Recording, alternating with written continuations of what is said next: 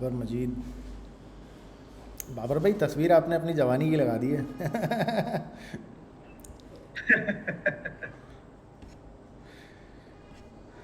नहीं यार, बहुत ज़बरदस्त बनाया आपने तो माशाल्लाह बाबर भाई। मज़ा आ गया देख के। तो अच्छा, बाकी लोग भी जो क्लास असल में इसमें में टाइम भी इसीलिए लगा ना, मेरे पास इससे भी जबरदस्त एक। जी जी। बाकी लोग भी जो क्लास में मौजूद हैं वो प्लीज़ ज़रा इसको जो है ना देख लें, बाबर भाई ने जो बनाया है। और अब ज़रा इसका ना कोड भी एक दफ़ा रिव्यू कर लीजिएगा, जितने भी लोग क्लास में मौजूद हैं सबसे मैं कह रहा हूँ कि बाबर भाई ने ये कैसे बनाया है, आप लोग भी देखें और आपके लिए इंस्पिरेशन है कि देखें असल में जो HTML और CSS है ना, उसके अंदर क्या होता है कि HTML से आप जो भी चाहें बना सकते हैं, ठीक है, कुछ भी लिखना चाहें आप लिख सकते हैं, कुछ भी आप स्क्रीन पर रेंडर करना चाहें वो कर सकते हैं। फिर CSS से क्या कर सकते हैं, आप उन चीज़ों को कलर्स दे सकते हैं, जैसा कलर आप चाहें आप दे सकते हैं। लेकिन आप यहाँ पे देखें बाबर भाई के जो काम इन्होंने किया है, इन्होंने बिल्कुल बहुत ज़्यादा कलर्स भी नहीं दिए, ठीक है, मतलब दो दो या तीन कलर हैं इसके अंदर, बल्कि दो तीन कलर क्या, एक ब्लैक है और एक ये ब्लू कलर है। इन्हीं दोनों कलर का ऐसा इस्तेमाल इसमें हुआ हुआ है कि ये देखने में बहुत अच्छा लग रहा है, ठीक है। अच्छा, ये इस तरह का पोर्टफोलियो अगर आप अभी से बनाएंगे तो ऐसा पोर्टफोलियो कल को दिखाने में बहुत अच्छा लगता है, ठीक है। किसी को भी आप कल को कहीं जाएंगे इंटरव्यू देने, तो वहाँ पे जब आप इस तरह का पोर्टफोलियो उनको दिखाएंगे तो वो दिखाने में बहुत अच्छा फ़ील होता है सामने, मतलब लगता है कि हाँ यार, बंदे ने कुछ किया है, कुछ काम, कुछ मेहनत पहले से ही कर कर आया है, ठीक है। तो प्लीज़ कोशिश करें कि आप लोग भी ना इस तरह ऐसी अच्छी सी चीज़ बनाएं। अच्छा, और बहुत ज़बरदस्त आइडिया है, मैं आपको वैसे गूगल करके बता देता हूँ। आप मैं लिखूँगा ना यहाँ पे डिज़ाइनर CV, तो ये ना डिज़ाइनर CV सारी आ गई, ठीक है। इसी में से किसी एक को पिक कर लें, जैसे देखें ये वाला जो है, ठीक है। इस तरह इसको देख के बना लें, कोई ऐसा ज़रूरी नहीं है कि आपको पूरा मतलब डिज़ाइनर होना आपका ज़रूरी है। कोई इस तरह से आप देख के किसी का ना कॉपी कर लें, ठीक है। ये देखें इसने की CV बनाई हुई है बंदे ने, तो इसको देख के आप बहुत ईज़िली बड़े अच्छे से आप कॉपी कर सकते हैं। देखिए ये भी थोड़ा सिंपल है लेकिन काफ़ी सही है, ठीक है। अच्छा, अब मैं लिखूँगा यहाँ पे CV फ़ोटो ग्राफ़र के फ़ोटोग्राफ़र्स जो होते हैं वो अपनी CV किस तरह की बनाते हैं, वो अपनी CV कुछ इस तरह की बना के देते हैं, ठीक है। ये एक फ़ोटोग्राफ़र है, इसकी CV है ये, नोट कर रहे हैं आप। इसने जो है ना अपनी भी एक फ़ोटो डाली हुई है अच्छी सी फ़ोटोग्राफ़ी वाली, और सारी जो है ना स्किल्स वगैरह इसने इस तरह से की हुई है। अब CV अगर मैं लिखूँगा सॉफ्टवेयर डेवलपर, कि सॉफ्टवेयर डेवलपर की CV जो है आमतौर पे आजकल कैसी है, सॉफ्टवेयर डेवलपर की एक ये टिपिकल CV है, ठीक है। तो बाबर भाई ने जो बनाया वो एक्चुअली सॉफ्टवेयर डेवलपर के हिसाब से ही बना हुआ है, ठीक है। ये देखें आप, इस तरह की भी लोग CV बना रहे हैं। इसमें आप नोट करें, इन्होंने जो फ़ॉन्ट इस्तेमाल किया है वो कोडिंग वाला फ़ॉन्ट इस्तेमाल किया है, ताकि CV को देख के बंदे को फ़ील आए कि यार ये बंदा क्या है, सॉफ्टवेयर डेवलपर है, ठीक है। वर्क एक्सपीरियंस ये मोनो स्पेस करके लगाया हुआ है इसके ऊपर, software developer CV mono space करके लगाया हुआ है, ठीक है। और हम नीचे चलते हैं, देखें कुछ इस तरह की भी CVs अवेलेबल है हमारे पास। अच्छा जी, अली हैदर हमारे पास एंटर होना चाह रहे हैं, प्लीज़ इनको व्हाट्सएप के ग्रुप पे गाइड कर दीजिए कि कैसे ज्वाइन करनी है क्लास।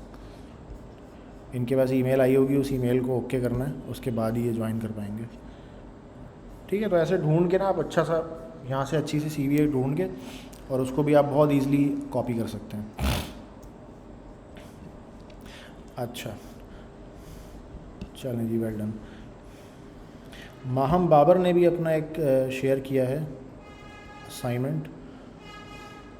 अच्छा, ये वो है लास्ट क्लास में जो हमने डिस्कस किया था, जो क्या नाम था उसका, पी एच का जो टेबल था, ये वो है, ठीक है। PH 1 से लेके फिर 6 तक है और फिर 7 से लेके 10 तक है। गुड यार, वेल डन। अच्छा, कोई और है जिसने ये वाला बनाया है? लैला अफजाल, लैला अफजाल ने भी बहुत अच्छा बनाया है। गुड यार, ज़बरदस्त, क्या बात है। हाँ भाई, लड़के सारे क्या कर रहे हैं?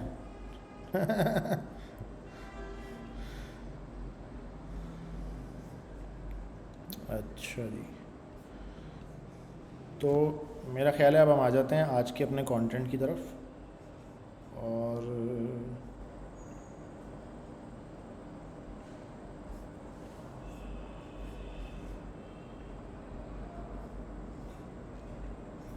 ये लेआउट के साथ क्या हुआ होगा?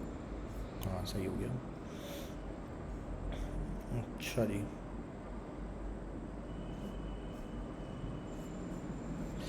अच्छा अब मैं खोल लेता हूँ हमारी बुक, और हमारी बुक में अब देखते हैं हमारे पास क्या ऑप्शन अवेलेबल है। ओके, बुक्स, और बुक्स के बाद हम वाइल एचटीएमएल पढ़ रहे थे, राइट?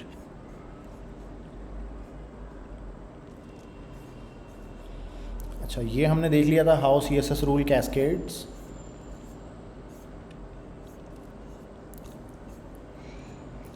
अच्छा, हम कलर की बात कर रहे थे, और कलर में हम क्या बातें कर चुके थे? हाँ, कलर लगाने के जो 3 तरीक़े थे, ये वाले तीनों हम देख चुके थे अच्छी तरह कि ये भाई कैसे काम कर रहे होते हैं कलर लगाने के ये तीनों तरीक़े। अच्छा, और आगे अगर हम चलें तो ये हमने फोरग्राउंड कलर लगाया था 3 तरीक़ों से अलग अलग, ठीक है। अच्छा, इसी तरीके से बैकग्राउंड कलर भी लगाया जा सकता है। उसके लिए की क्या होगी?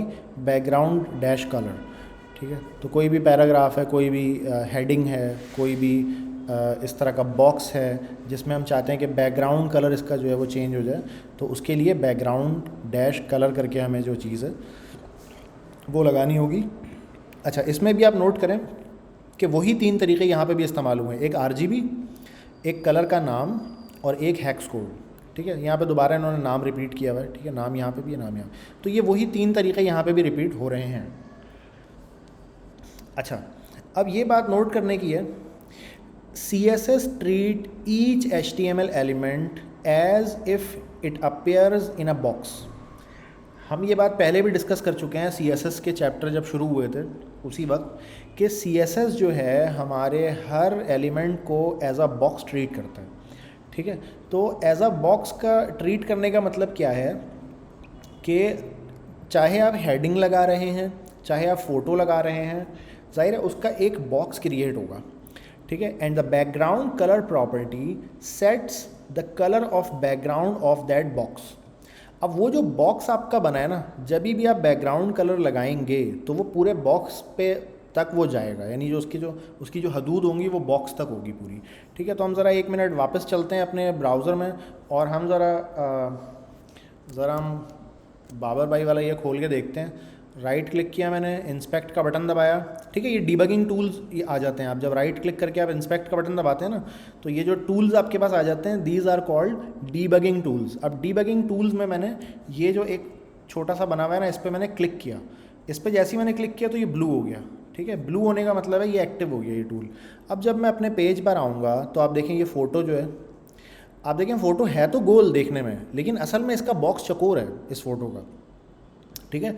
अच्छा, इसी तरह ये जो बाबर लिखा हुआ है ये एक चकोर बॉक्स है इसका, ठीक है। और इस बॉक्स की जो विड्थ है वो आप देख सकते हैं, वो यहाँ तक आया हुआ है और यहाँ तक आया हुआ है, ठीक है। और ऊपर नीचे भी कहाँ तक गया हुआ है वो भी आपको दिख रहा है। इसी तरह नीचे जो पैराग्राफ्स बने हुए हैं, ये देखें पैराग्राफ जो बना हुआ है ये भी एक बॉक्स है, ठीक है। इसकी हाइट कहाँ तक गई हुई है वो आप देख सकते हैं, जो आपका ग्रीन कलर तक जहाँ तक हाइट गई हुई है इसकी, ठीक है। इसी तरह ये हेडिंग है, उसके बाद ये डॉट्स लगे हुए हैं जो, ठीक है। उसके बाद ये एक हेडिंग है, ये एक हेडिंग है, ये स्किल्स लिखा हुआ है, कम्युनिकेशन लिखा हुआ है, एक यहाँ पे बार बना हुआ है, ठीक है। तो एवरीथिंग यहाँ पे, इवन दो कि ये छोटी सी इमेज जो लगी हुई है, छोटे से आइकन्स जो लगे हुए हैं यहाँ पे, ये आइकन्स भी क्या हैं, एक अदद बॉक्स के तौर पे ट्रीट किया जा रहा है इनको HTML के अंदर। आप देखें ये एक छोटी सी फ़ोटो है ये, अगर मैं इसको जूम इन करूँ तो आप देखें ये छोटी सी एक फ़ोटो है, ये एक अलग बॉक्स है, फिर ये पूरा एक अलग बॉक्स है, फिर ये छोटी सी एक फ़ोटो है, ये पूरा बॉक्स है, ठीक है। तो HTML में हमने ये देख भी लिया, बुक में पढ़ भी लिया, और उसको हमने प्रूव करके भी देख लिया कि HTML के अंदर हर चीज़ को एक बॉक्स के तौर पे ट्रीट किया जाता है। अच्छा, अब मिसाल के तौर पे जैसे ये बॉक्स है, ठीक है, दिस इज़ अ बॉक्स, ये जैसे ही मैंने इस पर क्लिक किया ना, देखो मुझे यहाँ पे क्या लेकर आ गया, ये मेरा फोकस उस एलिमेंट पे लेकर आ गया जिस पे मैंने क्लिक किया था, यानी कि इस पैराग्राफ पे मेरा फोकस लेकर आ गया। इस पैराग्राफ पे क्लिक करने के बाद मेरे पास यहाँ पे डीबगिंग टूल्स जो हैं उसके अंदर ये ऑप्शन मेरे पास मौजूद है कि मैं यहीं पे राइट नाउ कोई भी CSS इस पर अप्लाई करके देख सकूँ। तो मैंने कहा बैकग्राउंड कलर, ठीक है, और मैंने कह दिया रेड। तो आप नोट करें कि ये पैराग्राफ इसका बॉक्स जो था पूरा, वो जहाँ तक बॉक्स गया हुआ था वहाँ तक वो रेड कलर क्या हो चुका है, फैल चुका है। ठीक है। अच्छा, किसी का भी कोई सवाल हो, कोई अगर मैं मुश्किल वर्ड इस्तेमाल कर जाऊँ, अगर किसी को भी वो वर्ड समझ में ना आए तो प्लीज़ मुझे फ़ौरन आप स्टॉप करके अपना बीच में सवाल डाल सकते हैं, कोई ऐसा इशू नहीं है। ठीक है जी। तो ये हमने बैकग्राउंड कलर इसके ऊपर लगा दिया। अच्छा, इसी तरीके से मैं किसी और एलिमेंट को देखता हूँ। अब जैसे ये टेलीफ़ोन नंबर लिखा हुआ है। अब टेलीफ़ोन नंबर को आपने देखा कि ये ख़ुद एक बॉक्स है, ये टेलीफ़ोन नंबर। अब ये टेलीफ़ोन नंबर देखें कहाँ तक इसकी विड्थ गई हुई है। अच्छा, इसको मैंने आगे बोला कि बैकग्राउंड कलर जो है आपका वो क्या हो जाए, ब्लू हो जाए। ठीक है। तो आप नोट करें जहाँ तक वो बॉक्स था वहाँ तक वो चला गया। अच्छा, ये बॉक्स तो इसका पूरी स्क्रीन के आखिर तक था। ठीक है। लेकिन बीच में ये पैराग्राफ आ गया, तो पैराग्राफ ऊपर है, वो फ़ोन नंबर नीचे है, तो वो इसकी वजह से नीचे चला गया। अच्छा, अगर मैं इसकी विड्थ को कम करूं, इसकी विड्थ को अगर मैं कम करूं, सही है, विड्थ भी कहाँ से कम होगी, यहीं से कम होगी। मैंने कहा विड्थ, ठीक है, 100 पिक्सल। ठीक है। तो आप नोट करें वो कम हो गया। जैसे जैसे मैं विड्थ बढ़ाऊंगा तो वो भी बढ़ता चला जाएगा बैकग्राउंड कलर। ठीक है। तो बैकग्राउंड कलर का जो ताल्लुक़ है, देखो 171 पिक्सल जब मैं करता हूँ इसको, तो ये कहाँ तक जाता है। ठीक है। उसको बढ़ाकर मैं जब 200 पिक्सल करता हूँ तो ये देखें कहाँ तक पहुँच जाता है ये। ठीक है। तो हमने ये देखा कि बैकग्राउंड कलर का जो ताल्लुक़ है वो उसी CSS की जो बॉक्स टाइप की प्रॉपर्टी है ना, जो बॉक्स लाइक होता है, हर चीज़ को बॉक्स के तौर पर ट्रीट किया जाता है, वही चीज़ यहाँ पे इस्तेमाल हो रही है। अच्छा, यहाँ पर आप देखें एक H1 की हेडिंग डली हुई है, एक H2 की हेडिंग डली हुई है। ठीक है। उसके बाद एक अदद क्या है, पैराग्राफ है, और इन तीनों को कोई ना कोई कलर दिया गया है। फिर उसके बाद जो पूरी बॉडी है मेरी, ठीक है, देखें पूरी बॉडी जो मेरी है उसको क्या कलर दिया गया है, ग्रे कलर। अच्छा, अब कौन मुझे ये बताएगा आप में से कि जो बॉडी की विड्थ है वो कहाँ तक होती है, कौन बता सकता है आप में से मुझे? जो बॉडी होता है उसकी विड्थ कहाँ तक होती है? फुल डॉम होती है सर। पूरा जहाँ जहाँ तक मेरा डॉक्यूमेंट है पूरी वो बॉडी ही होती है। अगर मैं स्क्रॉल अप करूँ, ये जो मेरा डीबगिंग टूल था, और उसमें बॉडी के ऊपर जाके मैं क्लिक करूँ, तो आप नोट करें बॉडी के जो एजेस हैं वो कहाँ तक आ रहे हैं मेरे पास। ठीक है। अब बॉडी पे क्लिक करके मैं इस पर अगर बैकग्राउंड कलर लगाऊंगा, बैकग्राउंड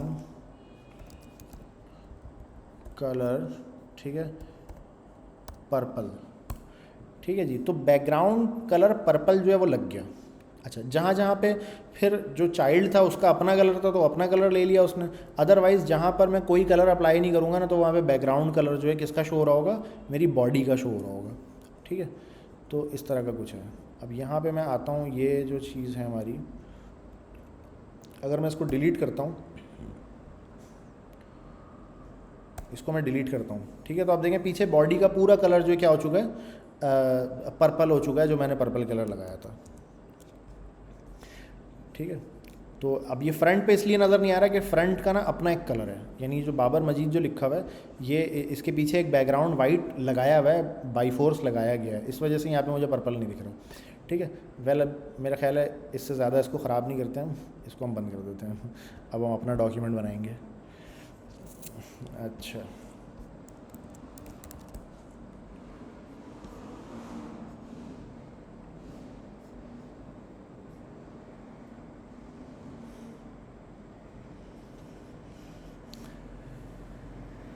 अच्छा, लास्ट क्लास का कोड शायद मैं पुश करना भूल गया था क्या?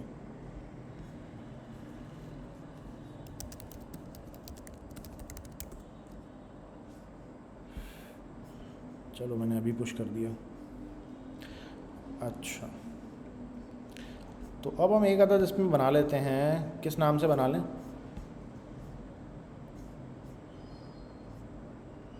चलो खैर, बैकग्राउंड कलर तो समझ आ गया ना। अभी हम थोड़ी देर में जब एक एग्जांपल बनाएंगे तो बैकग्राउंड कलर उसमें भी देख लेंगे बनाकर। अच्छा, अब आगे हमारे पास टॉपिक है कि अंडरस्टैंडिंग कलर्स। कलर्स को समझना कि कलर्स आखिर हैं क्या।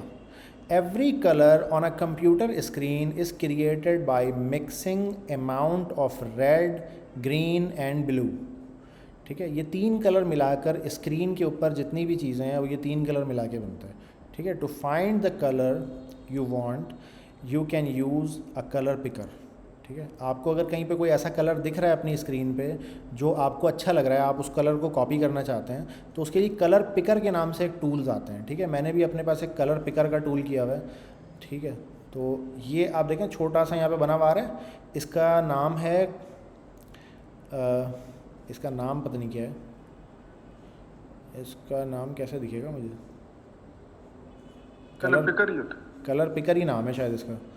ठीक है, तो ये कलर पिकर यहाँ पे क्या, ये असल में गूगल क्रोम का एक्सटेंशन है। तो गूगल क्रोम का एक्सटेंशन भी इसके लिए मौजूद है, अलग से भी सॉफ्टवेयर आते हैं। तो इसमें ना मेरे पास देखें ऑप्शन है पिक कलर फ्रॉम पेज। तो मैं कोई भी इसमें मैं कार लिख देता हूँ, ठीक है, बल्कि मैं वो लिख देता हूँ ना CV, और क्या लिख देता हूँ यहाँ पे, आर्किटेक्ट। ठीक है, आर्किटेक्ट जो होता है उसकी CV मैंने लिख दी यहाँ पे। अब मिसाल के तौर पे मैंने ये CV खोली, मुझे ये ग्रे कलर पसंद आ रहा है। ठीक है, ये ग्रे कलर जो है मुझे पसंद आ रहा है। तो मैंने क्या किया, यहाँ पे कलर पिकर पे गया, सही है, पिक कलर फ्रॉम पेज, ये बटन दबाया मैंने, और यहाँ पे आके देखें अब ये मैंने कलर को क्या कर लिया, यहाँ से पिक कर लिया। ठीक है, या कोई दूसरा भी कलर है, जैसे ये ब्लू है, किसके अंदर आ रहा है कलर, अब ये ब्लू कलर मैंने अगर पिक करना है तो मैं क्या करूँगा, पिक कलर फ्रॉम पेज, यहाँ पे जैसे लेकर जाऊँगा मैं, तो आप इस बॉक्स के अंदर देखें, यहाँ पे ना कलर जो भी मैं हाथ रखूँगा जिस पे वो कलर यहाँ पे आ रहा होगा। ठीक है, ये देखें ऐसे करके आ रहा है।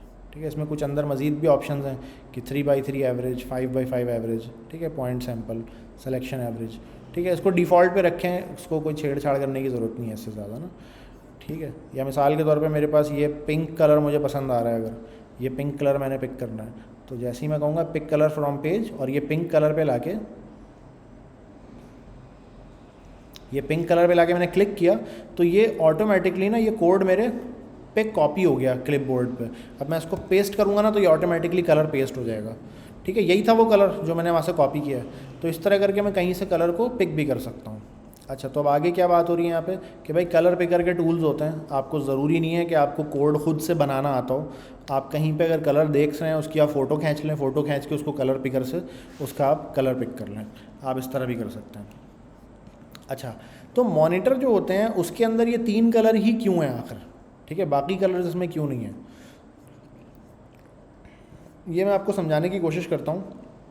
असल में कंप्यूटर का जो मॉनिटर होता है उसके अंदर हर पिक्सल के अंदर 3 बत्तियाँ लगी हुई होती हैं छोटी छोटी। ठीक है, एक होती है ब्लू, एक होती है रेड और एक होती है ग्रीन। ठीक है, RGB इसी का नाम है। बल्कि इवन एक यूट्यूबर है, उसने जो है ना ये वो भी किया था,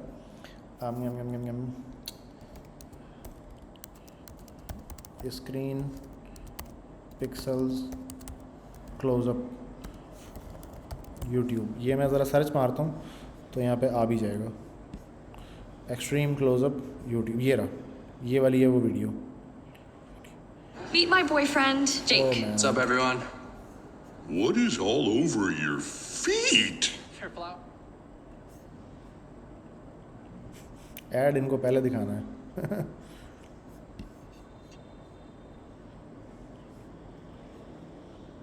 यार दूसरा भी ऐड आ गया, क्या बकवास है यार।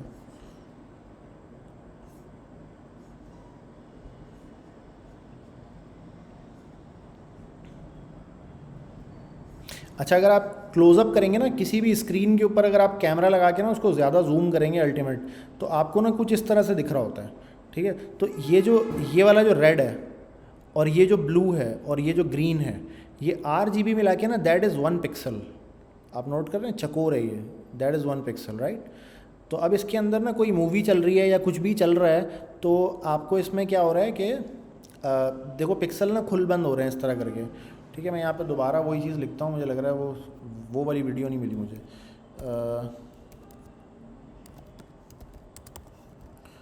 पिक्सल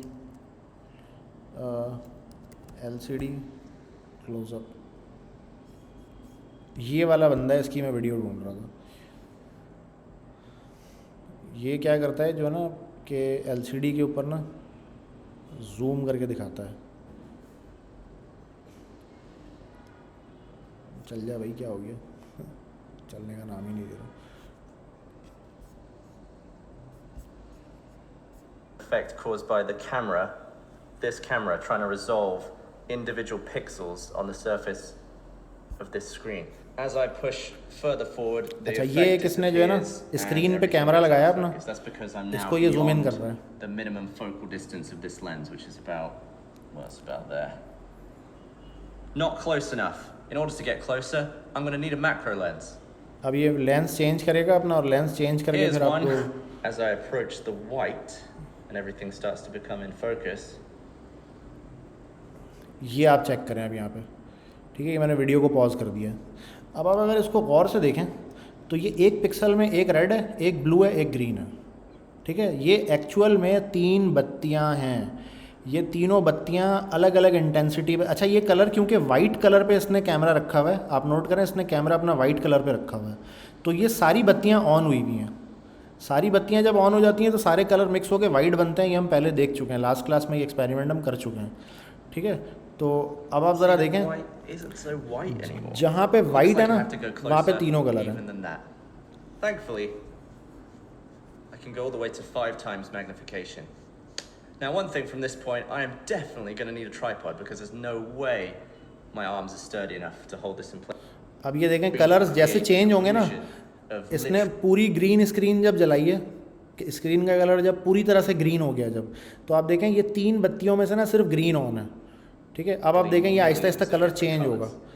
अब ये कलर क्या बन चुका है, क्यान कलर बन चुका है, कि ब्लू और ग्रीन दोनों ऑन है, तो ये क्यान कलर बन चुका है, ठीक है। ये हम पहले करके देख चुके हैं अपनी क्लास में, बल्कि मैं उसको खोल भी लेता हूँ। RGB यही था ना,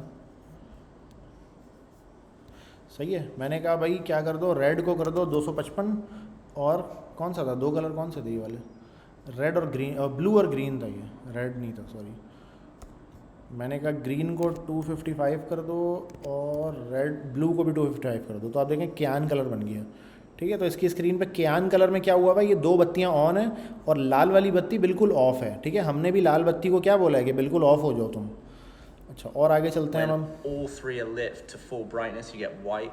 When all 3 dim, अब देखें ग्रीन जैसे ही ऑफ हुआ ना, फिर पूरी ज़्यादातर ग्रीन दिखने, ब्लू दिखने लग गई screen. you go through grey all the way down to black. So if green dims away and red and blue are still lit, then you go into magenta, purple, that sort of area, and that's how the ठीक है, colours are made. तो बहुत So every अच्छा इसने time demonstrate on किया your है कि TV, कौन सी you're looking स्क्रीन at पे a जब white कलर image. होता है, और वाइट के ऊपर देखें ये सारी की सारी ऑन है। और इस अगर आप छोटा सा देखें ना इसको भी, तो हर एक पिक्सल के अंदर ना ये 3 LED के बल्ब लगे हुए हैं, ठीक है। ये छोटे छोटे जो कनेक्शंस हुए हुए हैं ना आपस में, इस तरह के कनेक्शन LED बल्ब के अंदर ही होते हैं। ये आप सब लोगों ने LED बल्ब देखा होगा, ठीक है। LED बल्ब भी आपको दिखा देता हूँ अगर किसी ने ना देखा हो तो। LED लाइट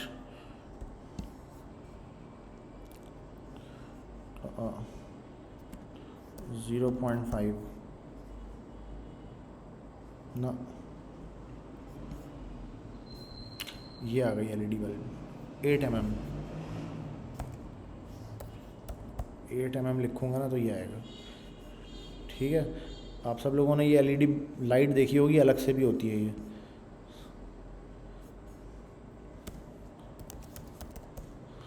मैक्रो शॉट जब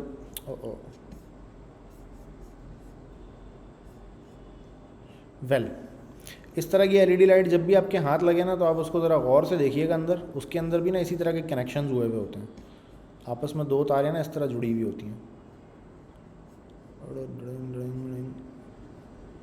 ठीक है। इसमें एक बारीक सी यहाँ पे तार दिखनी चाहिए आपको, अगर दिख रही है तो, यहाँ से वो निकल के यहाँ पे गई हुई होती, कनेक्शन हुआ हुआ होता है।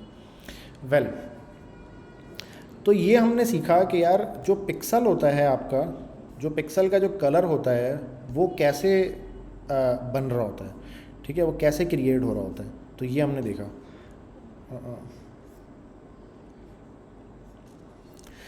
अच्छा, अब हम ज़रा और आगे देखते हैं कि इन्होंने क्या बताया। अच्छा, ये नेट का मसला अभी तक चल रहा है, ये अपने वायर केबल वायर जो है अटक रहा है। नहीं, असल में मेरे पास ना VPN इनेबल हुआ हुआ था, तो मैंने VPN को ना अभी डिस्कनेक्ट किया है, तो वो शायद इस वजह से रिकनेक्टिंग पे गया हो थोड़ा। अभी सही हो गया?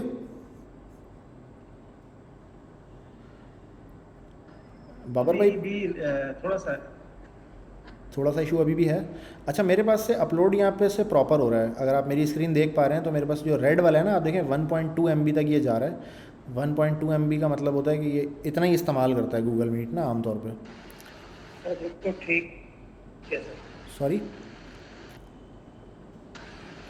मैंने कहा बिल्कुल ठीक है सर। अब अगर प्रॉब्लम हो ना, connect असल में हो गया होता ये है कि तो जब हम वीपीएन लगाते हैं ना तो वो किसी दूसरे रीजन से कनेक्ट हो जाता है, तो मे भी उसमें फिर लैग मेरा बढ़ गया हो।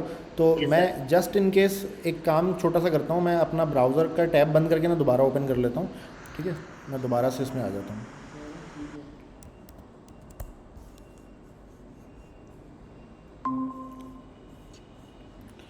ठीक है, मैंने दोबारा से जो है ना कनेक्शन कर लिया अपना।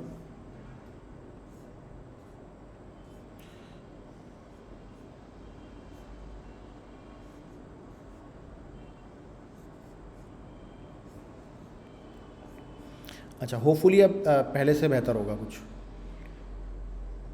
हाँ बेहतर हो गया। अच्छा, तो ये हमने कुछ कलर की चीज़ें सीखी। अच्छा, आरजीबी वैल्यू हम देख चुके हैं, सही है। आरजीबी की जो वैल्यू होती है वो मिनिमम क्या होती है, 0 होती है, मैक्सिमम 255 होती है। ठीक है, और इसमें 3 कलर्स होते हैं, पहला रेड, दूसरा ग्रीन, तीसरा ब्लू होता है। ठीक है, अच्छा, उसके अलावा एक हेक्स का कोड होता है। हेक्स का कोड हम अच्छी तरह समझ चुके हैं पिछली क्लास में। ठीक है, ये वही दोबारा डिस्कस हो रहा है यहाँ पे। तो इसने बताया कि 66 का मतलब क्या है कि 102 है। ठीक है, अच्छा, उसके बाद एक कलर का नाम। कलर के नाम के बारे में यहाँ पे बात की है इसने कि 147 टोटल होते हैं ये कलर के नाम। ठीक है, supported by browsers, this colour is, एक इसने कलर का मुश्किल सा नाम लिखा है, मीडियम एक्वा मरीन। तो ये जो कलर आप देख रहे हैं ये मीडियम एक्वा मरीन है। अच्छा, इसी मीडियम एक्वा मरीन को इन्होंने कलर के कोड में भी लिखा है, हेक्स कोड में, और आरजीबी वैल्यू के ज़रिए भी लिखा है। एक ही कलर को 3 दफ़ा 3 मुख्तलिफ़ तरीक़ों से लिख कर दिखाया हुआ है। ठीक है, अच्छा, अब एक चीज़ होती है हु। अभी तक तो ये 3 चीज़ें इंट्रोडक्शन हुआ था, अब एक चीज़ नई आ गई, हु। अब हु जो होता है, इसको अब ह्यू भी बोल सकते हैं, लेकिन मेरे ख्याल है सही प्रोनाउंसिएशन वो हु है। ठीक है, अच्छा, near to the colloquial idea. अभी कोलोकियल मुश्किल सा वर्ड है, अभी इसकी हम डेफिनेशन देख लेते हैं तो ये समझ आ जाएगा। ठीक है, idea of colour, technically speaking however a colour can also have saturation and brightness as well. अभी हम ज़रा इस वर्ड को देख लेते हैं, इसका वर्ड का मतलब क्या है।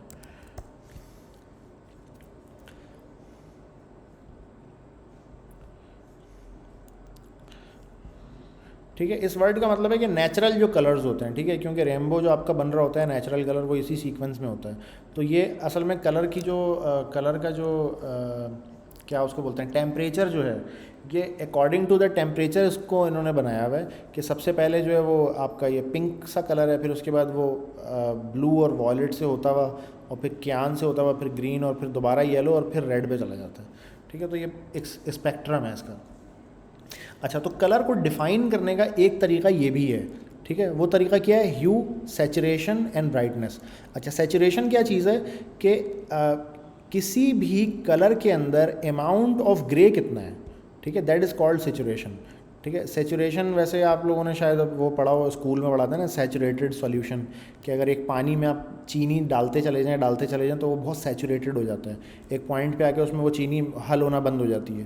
ठीक है, तो that is called saturated water, saturated क्या उसको बोलेंगे कि चीनी का सैचुरेटेड सॉल्यूशन। तो इसमें सैचुरेशन जो होती है, अगर आपकी सैचुरेशन कलर की जो है आप बढ़ाते हैं तो उसमें से ग्रे को वो कम करना शुरू कर देता है, जिससे आपका कलर बहुत ज़्यादा क्या लगने लग जाता है, बहुत से ज़्यादा वाइब्रेंट लगना शुरू हो जाता है। ठीक है, अगर आप सैचुरेशन को जो है ना बढ़ाते हैं तो। ठीक है, तो ये जितना सैचुरेशन ज़्यादा होगा आपके कलर उतना ज़्यादा सैचुरेटेड फील होगा। ठीक है, सैचुरेशन जितना कम होगा तो ये ग्रे उसमें ऐड करता चला जाएगा, जिससे ऐसा लगेगा कि कलर कहीं गायब हो गया इसमें से।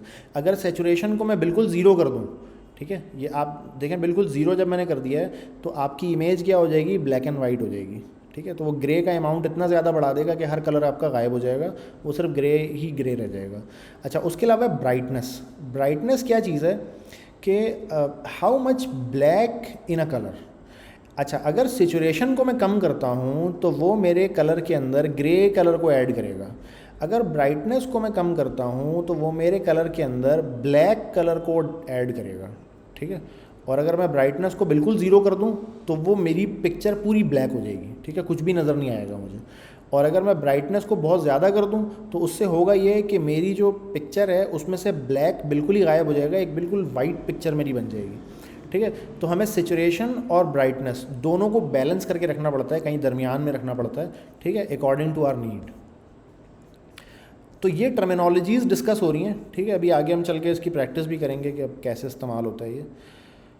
अच्छा, उसके बाद एक टर्मिनोलॉजी है कंट्रास्ट, ठीक है। ये सारी टर्मिनोलॉजी डिस्कस हो रही है कि कभी भी आपको किसी इंजीनियर से बात करने की ज़रूरत पड़े, किसी डिज़ाइनर से बात करने की ज़रूरत पड़े, तो आपको ना ये टर्मिनोलॉजीज़ पता हो, ठीक है। जैसे कि मैंने पिछली क्लास में आपको एग्जांपल देके समझाया था कि भाई एक आपके घर में इंजीनियर काम कर रहा है, ठीक है, आपका घर बना रहा है। अब आप उसको सीढ़ी बताना चाहते हैं कि 45 डिग्री पे रखी हो भाई, ठीक है, बहुत ज़्यादा खड़ी मत रख देना, ठीक है, 45 से भी बल्कि कम रखना, 35 पे करना अगर पॉसिबल हो तो, ठीक है। तो 35 पे जो सीढ़ी होती है वो कुछ इस तरह से होगी, तो उस पर चढ़ना थोड़ा आसान होता है आम तौर पे, ठीक है। तो 35 डिग्री बोले बगैर आप उसको ये बात कैसे समझाएंगे, ठीक है। आप उसको बोलेंगे कि यार बिल्कुल खड़ा नहीं रखना, थोड़ा लेटा के रखना सीढ़ी को, पता चले वो बिल्कुल बेडरूम की तरह बेड बना दे आपका, ठीक है। आप बोले यार इस पर से छत पे भी तो जाना था, इस पर चढ़ के, तो इस पर सोना थोड़ी था तो वो बिल्कुल ही लिटा देगा, या बिल्कुल ही उसको इतना ज़्यादा सीधा कर दे। तो आप उसको कैसे बताएंगे कि इसको 35 डिग्री रखो? आपको डिग्री का वर्ड इस्तेमाल नहीं करना, ठीक है, क्योंकि डिग्री इज़ अ टर्मिनोलॉजी।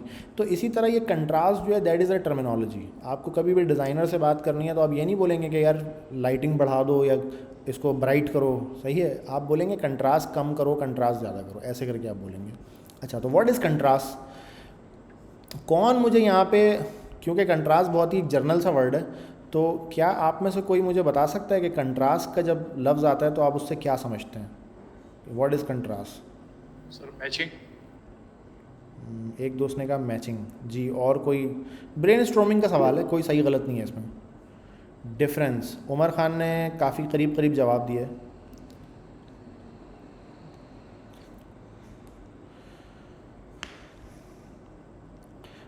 अच्छा, मेरे ख्याल में ब्राइटनेस और कलर का कॉम्बिनेशन जो है ये कंट्रास्ट में आता है। अच्छा, अब हम देखते हैं ज़रा बुक में इन्होंने क्या बात लिखी है इसके बारे में। When picking foreground and background colors, it is important to ensure that there is enough contrast for the text to be legible. Legible का मतलब है रीडेबल या नज़र आ रहा हो।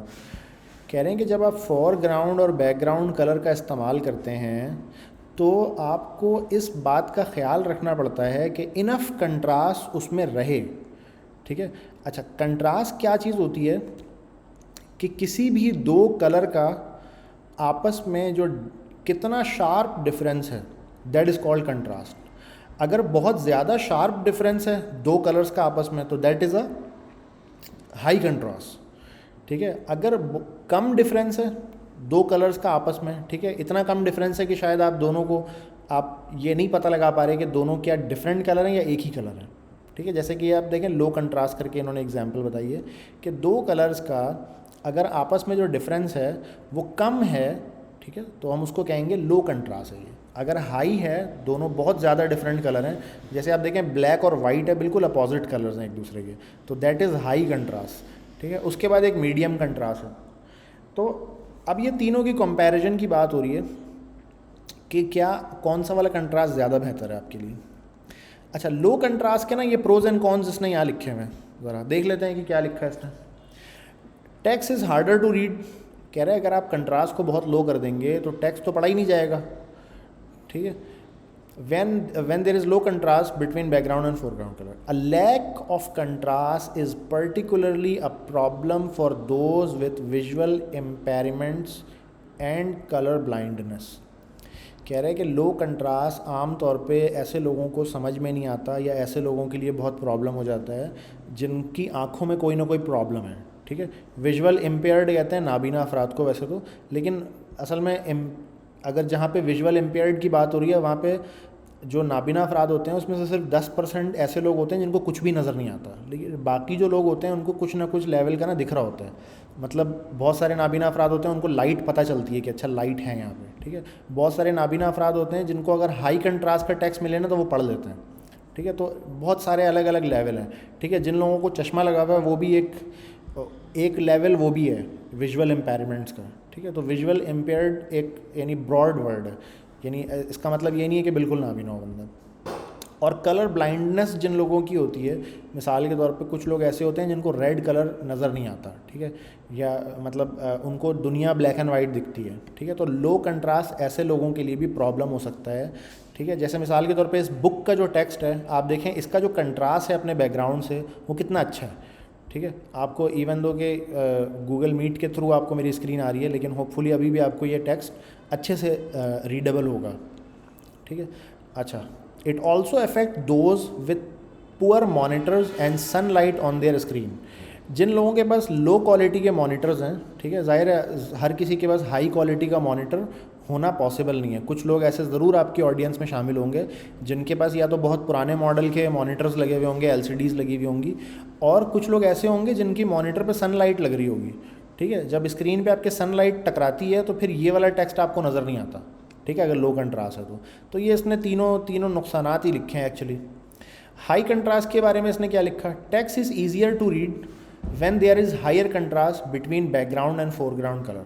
कह रहे टेक्स्ट तो बहुत ईजी हो जाता है रीड करने में। If you want people to read a lot of text on your page, however then too much contrast can make it harder to read. कह रहा है कि भाई हेडिंग वगैरह की हद तक तो ये सही है हाई कंट्रास्ट, लेकिन अगर आप चाहते हैं ना कि बहुत ज़्यादा टेक्स्ट पढ़ें, जैसे मिसाल के तौर पे ये पूरी बुक हम ऊपर से पढ़ते हुए आ रहे हैं, अगर इसमें बहुत ज़्यादा हाई कंट्रास्ट रख दिया ना तो फिर सम टाइम मुश्किल भी हो जाती है, ठीक है। अच्छा, मिसाल के तौर पे ये इसने एक एग्जांपल यहाँ पे देकर बताई है, if text is reverse out a light colour on a dark background, if you can increase the height between lines, the weight of the font can make it easier to read. कह रहा है कि एक इसमें तरीका हो सकता है कि आप ना अगर हाई कंट्रास्ट रखना भी चाह रहे हैं ज़्यादा टेक्स्ट में, तो आप क्या करें, लाइन की हाइट बढ़ा दें।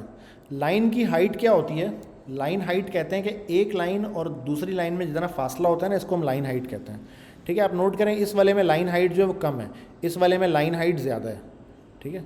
नोट कर रहे हैं आप, कम डिफरेंस है दो लाइनों में, इसमें दो लाइनों में ज़्यादा डिफरेंस है। तो इसने कहा भाई अगर आपको करना है ना हाई कंट्रास्ट के साथ चलाना है अगर, तो आपके पास एक तरीका ये हो सकता है कि आप ना टेक्स्ट को क्या कर दें, बोल्ड कर दें और उसकी लाइन हाइट बढ़ा दें, थोड़ा दूर दूर कर दें लाइन को, तो फिर ये ना रीडेबल हो जाता है, ठीक है। और ये करके भी बताया है, दिख रहा है भाई, हाँ भाई रीडेबल हो गया, ठीक है। अच्छा, medium contrast on other hand her case में चल जाता है for long passages, long span, ठीक है।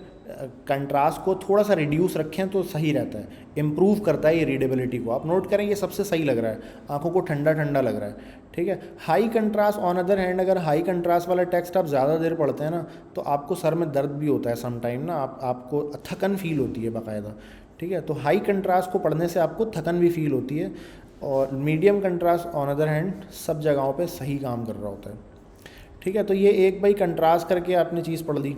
हमने और क्या पढ़ लिया, हु पढ़ लिया, सिचुएशन पढ़ लिया, ब्राइटनेस पढ़ लिया, RGB वैल्यूज़ को हमने अच्छे से समझ लिया कि कंप्यूटर की जो स्क्रीन होती है उसमें 3 कलर्स जो होते हैं उसकी क्या इंपॉर्टेंस है और वो 3 ही क्यों हम इस्तेमाल कर रहे होते हैं। कंट्रास्ट की हमने टर्मिनोलॉजी पढ़ी। अब हमारे पास एक है चीज़ ओपेक्सिटी, ठीक है। CSS के अंदर एक चीज़ होती है ओपेक्सिटी। अच्छा, ओपेक्सिटी जो है वो कोई मुझे आप में से प्लीज़ बताए कि जब ओपेक्सिटी का नाम लिया जाता है तो आपके जहन में क्या ऐसी बात आती है, what is opacity in general, ठीक है। मैं अभी कंप्यूटर साइंस की या CSS की बात नहीं कर रहा हूँ। मेरे ख्याल में जो चीज़ बैकग्राउंड में होती है वो फ्रंट पे आ जाए, ऊपर इसकी ओपेसिटी इसकी कम कर दे या ज़्यादा कर दे, हाइड और शो कुछ रेशो आता है। बिल्कुल सही बताया। शेड जोना,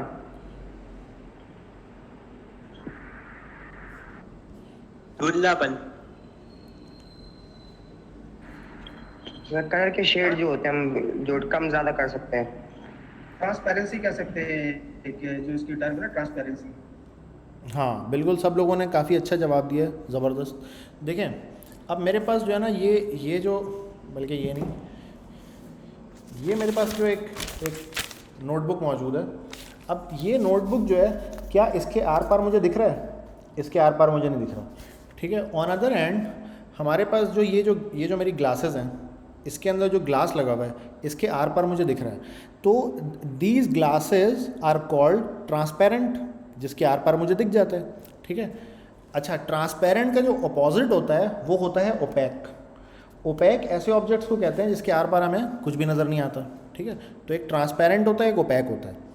तो अब कोई भी चीज़ कितनी ट्रांसपेरेंट है या कितनी ओपैक है, इस चीज़ को हम कहते हैं ओपैक्सिटी, ठीक है। अच्छा, तो कौन मुझे बताएगा कि ये क्या 100% ओपैक है या 0% ओपैक है?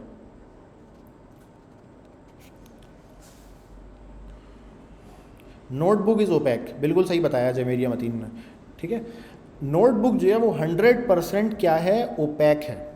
100% ओपैक का मतलब ये है कि उसके आर पार बिल्कुल भी कुछ नहीं दिखता मुझे, ठीक है। ऑन अदर हैंड जो मेरे पास टिश्यू पेपर होता है, टिश्यू पेपर, वो अगर मैं सनलाइट में करके देखूँ तो शायद वो 95% ओपैक है, लेकिन 5% मुझे उसके पार का कुछ ना कुछ दिख जाता है, ठीक है। तो आपका जो टिश्यू पेपर है जो बारीक होता है थोड़ा निस्बतन, तो वो 95% ओपैक होता है। अच्छा, इसी तरीके से जो ये ग्लासेस हैं, ये कितने % ओपैक हैं, कौन मुझे बता सकता है?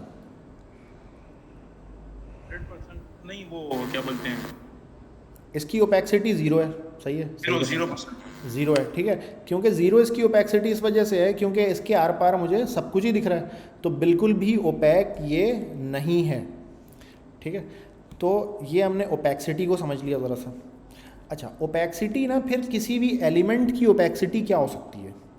मिसाल के तौर पे मैं दोबारा आ जाता हूँ, बाबर भाई ने जो सीवी बनाई थी उस पर, चलो बाबर भाई की सीवी पे नहीं, अब किसी और पे चलते हैं। मैं किस पे चला जाता हूँ, अपना RGB वाले पे चला जाता हूँ, ठीक है। अब देखें ये जो बटन बना हुआ है, ये जो बटन बना हुआ है, इसके आर पार तो मुझे नहीं दिख रहा, बल्कि मैं अपनी प्रोफाइल में जब जाता हूँ, अगर ये जो मेरी फ़ोटो लगी हुई है यहाँ पे इस वक्त, ठीक है, इस पर मैं राइट क्लिक करता हूँ, इंस्पेक्ट करता हूँ इसको मैं, और इंस्पेक्ट करने के बाद देखो मुझे यहाँ पे लेकर आ गया। मैंने यहाँ पे बोला ओपैक्सिटी, ठीक है, और इसकी ओपैक्सिटी मैंने कर दी 0.5। अब आप देखें इसके पीछे की चीज़ें मुझे दिखने लग गई।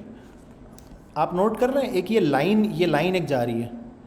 पहले मुझे ये लाइन नज़र नहीं आ रही थी, लेकिन अब मुझे ये लाइन नज़र आने लग गई है। अब मैं ओपैक्सिटी इसकी अगर हटा देता हूँ तो वो लाइन दोबारा क्या हो गई, इसके इस इमेज के पीछे छुप गई है वो लाइन, ठीक है। इस इमेज के पीछे वो लाइन छुपी हुई है ऑफ कोर्स।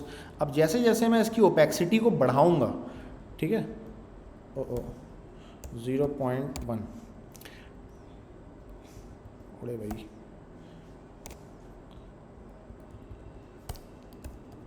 0.1, 0.2, 0.3, 0.4, 0.5, 0.6, 0.7, 0.8, 0.9, ठीक है। 0.9 पे आप देखें बिल्कुल हल्का सा ट्रांसपेरेंट हो रहा है, और 1 इसकी मैक्सिमम वैल्यू है, ठीक है। जो ओपैक्सिटी है हमारी, इसकी जो मैक्सिमम वैल्यू है वो है 1, ठीक है। अच्छा, किसी भी चीज़ को मुझे अगर 50% ओपैक करना है, अच्छा जो चीज़ 50% ओपैक होगी ज़ाहिर है फिर आधी बाकी ट्रांसपेरेंट है, ठीक है। तो 50% ओपैक, 50%, तो मैं उसको क्या करूँगा, मैं उसको लगाऊँगा 0.5। किसी चीज़ को अगर मुझे बिल्कुल ट्रांसपेरेंट करना है तो मैं ओपैक्सिटी को क्या कर दूँगा, 0 कर दूँगा। तो इसकी मिनिमम जो वैल्यू है जो मैं ओपैक्सिटी को देता हूँ वो 0 है, और मैक्सिमम जो वैल्यू है वो 1 है, ठीक है। 0.0 से लेके 0.1 तक, ठीक है। अब मैं बीच की कोई भी वैल्यू जैसे मर्जी उसको देता रहूँ, उसको कोई इशू नहीं है, वो लेता रहेगा, ठीक है। मिसाल के तौर पे अगर मैं इसको 0 कर दूँ इसकी ओपैक्सिटी को, तो देखें मेरी इमेज बिल्कुल ही गायब हो गई। हालांकि इमेज यहाँ मौजूद है, लेकिन वो इतनी ज़्यादा ट्रांसपेरेंट हो गई है कि मुझे उसके पार की सब चीज़ें दिख रही हैं। जैसे ही मैं इसको 0.001 करूँगा ना, नहीं 0.1 नहीं है, 0.1 ही है मिनिमम, ठीक है। तो ये हल्की सी विजिबल हो गई, ठीक है भाई। अच्छा, 0.1 का मतलब 10% हुआ? 10% हो गया, यस। 0.01 इस पे काम नहीं कर रहा। सर हम ये मतलब इमेजेस पे लगा सकते हैं, बैकग्राउंड इमेज पे अगर ऊपर हमने टेक्स्ट शो कराना हो? हाँ हाँ बिल्कुल लगा सकते हैं, किसी भी एलिमेंट को ट्रांसपेरेंट बनाने के लिए आप लगा सकते हैं, ठीक है। अचीवमेंट मुझे क्या दिया इन्होंने यार, pull shark, what is pull shark, खैर। अच्छा, बहुत सारी चीज़ों पे ये लगा हुआ भी होता है ना, ट्रांसपेरेंसी लगी हुई होती है बहुत सारी चीज़ों पे, ठीक है, वो अभी कोई ऐसी एग्जांपल मेरे जहन में नहीं आ रही है। जैसे मिसाल के तौर पे आप ये देखें ना, ये जो लोगो बना हुआ है, इसमें आप देखें ये जो मेरा सर्कल है ये 50% ट्रांसपेरेंट है असल में, ठीक है। फिर उसके बाद मेरे पास जो ये वाला जो ट्रायंगल है ये भी ट्रांसपेरेंट है, जब भी तो इसके पीछे की चीज़ मुझे दिख रही है, राइट। तो ट्रांसपेरेंसी का इस्तेमाल बहुत सारी जगहों पे हुआ हुआ होता है, ठीक है। आप अगर गौर करेंगे ना, क्योंकि अब तो आपने ये चीज़ पढ़ ली है, अब आप जब गौर करेंगे तो आपको क्या होगा, वो चीज़ें नज़र आती रहेंगी अगर आप उसको देखें तो, ठीक है जी।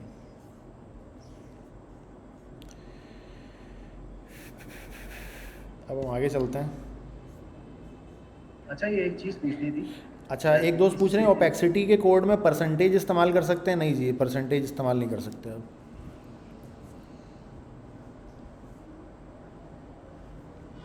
परसेंटेज वैसे मैंने यूज़ करके नहीं देखा, जो सच बात जो है वो ही है, लगा के देखता हूँ परसेंटेज में कि चलता है या नहीं चलता। वैसे बुक में तो इन्होंने बोला हुआ है 10%, हाँ परसेंट में चल रहा है यार, ये परसेंटेज में भी काम कर रहा है ये। जी बाबर भाई, ये ओपेसिटी और जी इंडेक्स में कुछ फर्क है? अच्छा, जो जी इंडेक्स है ना वो मुख्तलिफ़ चीज़ है। जी इंडेक्स में ये होता है, ज़ाहिर है आप जब कोई भी एलिमेंट प्लेस करते हैं अपनी स्क्रीन पे, तो एक एलिमेंट आपने पहले रखा है, एक उसके बाद रखा है आपने। अब अगर दोनों ओवरलैप करता है, अभी वो ओवरलैप वाला भी हमने कॉन्सेप्ट पढ़ा नहीं है, वो हम पढ़ेंगे जाके आपका जो ये मेरे ख्याल है लेआउट वाले में वो चैप्टर में वो डिस्कस हुई भी है बात ना, कि जब हम पोजीशंस उसकी चेंज करेंगे ना, पोजीशन, रिलेटिव, एब्सोल्यूट, ये चीज़ें हम पढ़ेंगे जब, तो ज़ाहिर है दो एलिमेंट्स अब बाय डिफ़ॉल्ट तो अभी ना एक आपने हेडिंग लगाई हुई है, तो हेडिंग है, उसके नीचे आप दूसरी हेडिंग लगाएंगे तो उसके नीचे ही आएगा, ओवरलैप का सवाल पैदा नहीं होता अभी राइट नाउ। तो जब ओवरलैप वाला हम वो पढ़ लेंगे ना पोजीशंस, तो फिर ये जेड इंडेक्स को हम अच्छे से समझेंगे कि वो कैसे काम करता है और क्या होता है। वॉइस एंड स्क्रीन हैंग हो रही है, यम्मी टम्मी। अपना नाम तो चेंज करो, यम्मी टम्मी क्या नाम रखा हुआ है। अच्छा भाई, मेरे पास से तो अपलोड सही हो रहा है, 1.4 MB की स्पीड से अपलोड हो रहा है मेरे पास से, ठीक है। सर नहीं हो रही है। तो मेरा ख्याल है प्लीज़ अपनी जो है ना आप रिकनेक्ट वगैरह कर लें। सर नहीं हो रही सर, शो नहीं हो रही। सही है, स्क्रीन शो ही नहीं हो रही? नहीं सर, हिडन हो सर, वो ही हुई है, पीछे हैंग हुई है सर। नहीं तो तुम मेरी स्क्रीन को पिन कर दो ना अपनी स्क्रीन पे, जहाँ पे वो 34 बंदे कनेक्टेड लिखा हुआ आ रहा है ना, वहाँ पे जाओ और जहाँ पे प्रेजेंटिंग लिखा हुआ आ रहा है ना उसको पिन कर दो, छोटा सा पिन आ रहा होगा, हो जाएगा। फिर देख लो, पूछ लो किसी से, चैट में ज़रा कोई गाइड कर दें इनको ना। नहीं सर, हो गया सर, हो गया।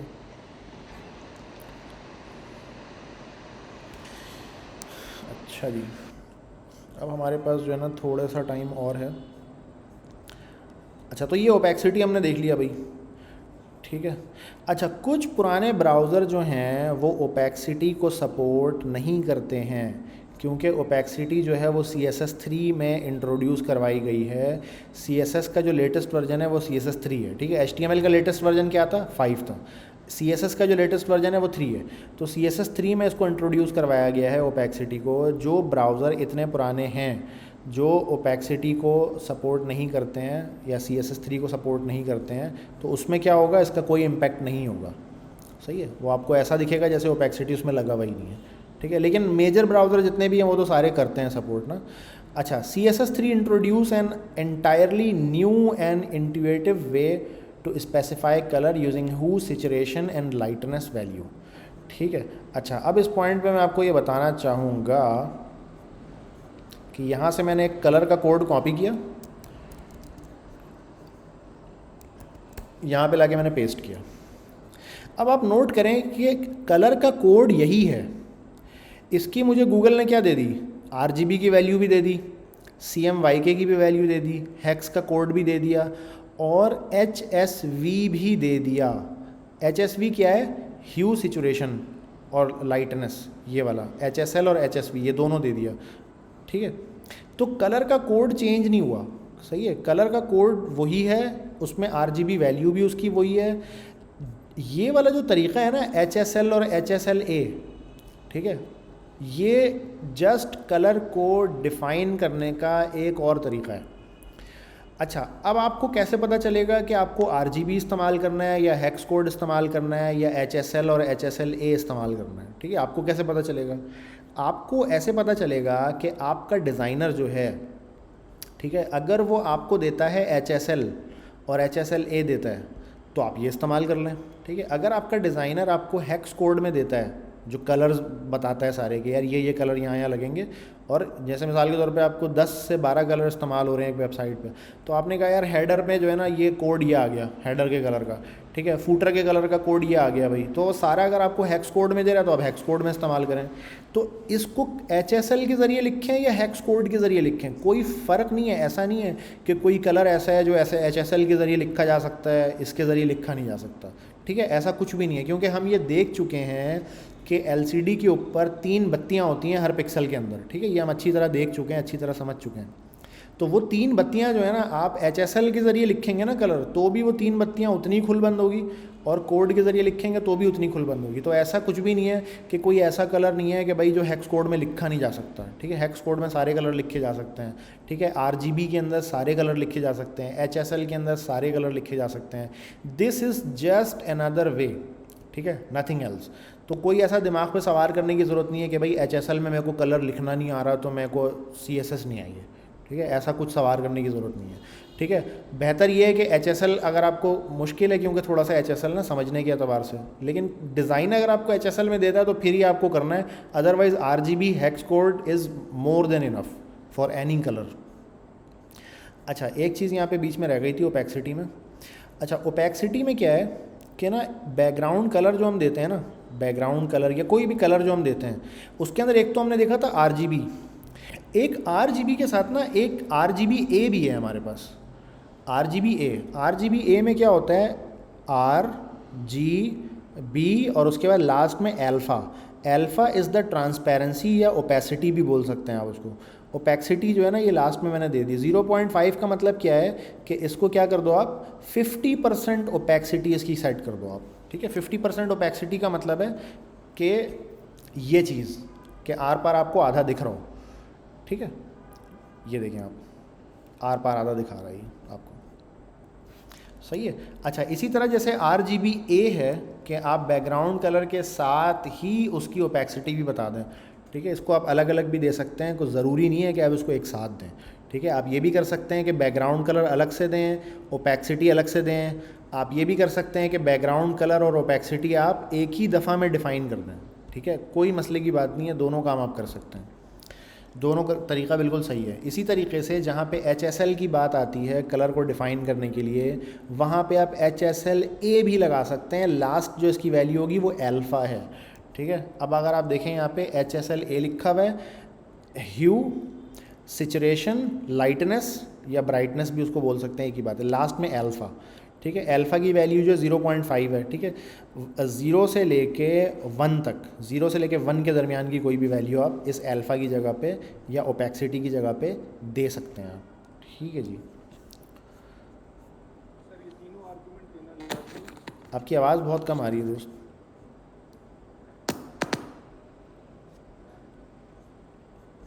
चैट में लिख दें क्वेश्चन, कोई मसला नहीं है। You do not need to download CSS, नहीं, CSS को डाउनलोड करने की ज़रूरत नहीं होती। अगर आपको ये कन्फ्यूजन है कि CSS कैसे चलती है, तो जो CSS की हेलो वर्ल्ड की क्लास हुई थी ना हमारी लास्ट से लास्ट वाली, उसकी रिकॉर्डिंग प्लीज़ जाके देखें आप, ताकि आपको आइडिया हो जाए कि CSS काम कैसे करती है। हमने CSS का हेलो वर्ल्ड बनाकर देखा हुआ है।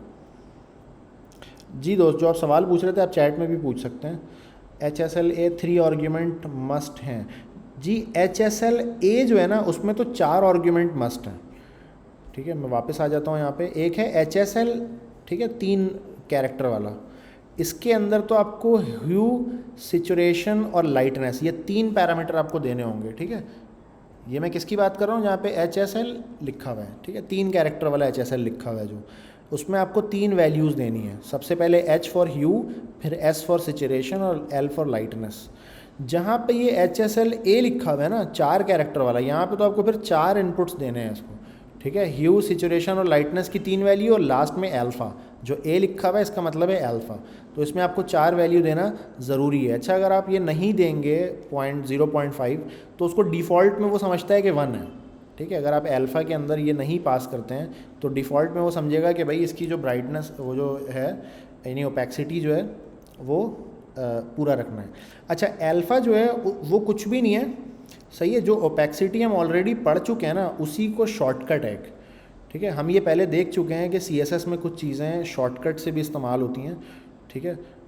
जैसे बॉर्डर, अभी तो बॉर्डर बल्कि हमने पढ़ा नहीं है। बॉर्डर जब हम पढ़ेंगे ना तो आप देखिएगा कि बॉर्डर का कलर, बॉर्डर की विड्थ, बॉर्डर का स्टाइल, ये तीनों अलग अलग भी सेट किए जा सकते हैं और एक साथ भी किए जा सकते हैं, ठीक है। मैं लिखूँगा बॉर्डर 1 पिक्सल सॉलिड ब्लैक, एक लाइन में भी शॉर्टकट से भी लिख सकता हूँ मैं, ठीक है। तो ये जो अल्फ़ा पास करने का ऑप्शन है ना, that is just a shortcut, ठीक है। आप अलग अलग भी ये काम करें तो that is not a problem. यहाँ पे इन्होंने करके बताया हुआ है बल्कि पीछे, ठीक है। ये जो एग्जाम्पल है, इन्होंने पैराग्राफ.1 के साथ क्या किया है कि इसको एक बैकग्राउंड कलर दिया है और ओपेक्सिटी अलग से दी है, राइट, ठीक है। पैराग्राफ.2 जो है इसको इन्होंने बैकग्राउंड कलर और ओपेक्सिटी एक ही साथ दी है, एक ही लाइन में उसने लिख कर दी है, ठीक है। एक ही लाइन में लिख कर दी है तो ये भी सही है, बोथ आर परफेक्टली फाइन, ठीक है। अगर आप शॉर्टकट इस्तेमाल करना चाहते हैं, आप चाहते हैं मैं बैकग्राउंड कलर के साथ ही अल्फ़ा भी बता दूं या उसकी ओपेक्सिटी भी बता दूं, ठीक है, तो दोनों में कोई फ़र्क नहीं है। जो काम आप इससे कर सकते हैं वही काम आप 2 अलग अलग लाइनों में भी सेम वही काम कर सकते हैं। होपफुली आपको ये बात समझ आई होगी। अच्छा, किसी और का भी अगर कोई क्वेश्चन है तो प्लीज़ पूछ सकते हैं आप।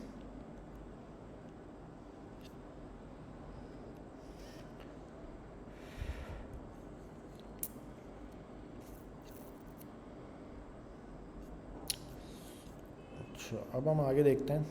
तो ये HSL और HSLA भी जस्ट एक तरीका है, जैसे RGB है, हेक्स वैल्यू है, कलर नेम है, इसी तरह जस्ट अनदर वे है।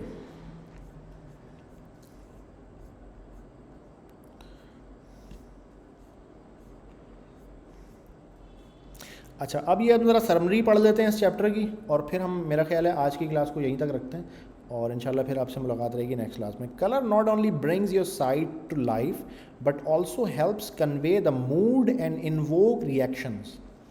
अब ये जो इसने बात की है ना एक लाइन में, ये इसने ना 1 लाख रुपए की बात कर दी है, सही है। कलर जो है, एक तो देखें जब किसी चीज़ में कलर नहीं होता ना, कोई भी डॉक्यूमेंट हो, वेबसाइट हो या कोई भी ऐसी चीज़ हो जिसमें कोई कलर नहीं होता, ठीक है, तो वो आपको फील होता है डेड है ये, ठीक है, थोड़ी डेड फील होती है, ठीक है। इवन दो कि अगर आप किसी ग्राउंड में भी अगर आप जाते हैं जहाँ पे बहुत सारी घास हुई हुई है, ग्रीनरी लगी हुई है, फूल वगैरह लगे हुए हैं, तो आपको एक अलाइव फील होता है, ठीक है। ऑन अदर हैंड अगर कोई ऐसा पथरीली ज़मीन है जहाँ पे कुछ नीचे सब्ज़ा ही नहीं उगा हुआ, तो आपको फील होता है कि यार ये ज़मीन जो है ना डेड है ये, ठीक है। तो कलर्स से आपको अलाइव फील होता है। And also help convey the mood and invoke reactions. अब ये मूड और रिएक्शन क्या चीज़ है? ये मूड और रिएक्शन जो है ना, इसने बहुत लेवल की बात कर दी है। देखें, सारी प्रीवियस वीडियो अपलोड कर दी, हाँ सारी वीडियोस अपलोडेड हैं। सर 5 मिनट दें, क्वेश्चन है वो मुझसे नहीं हो रहा, वो मसला नहीं है, आप अभी मैं आपको मौका देता हूँ।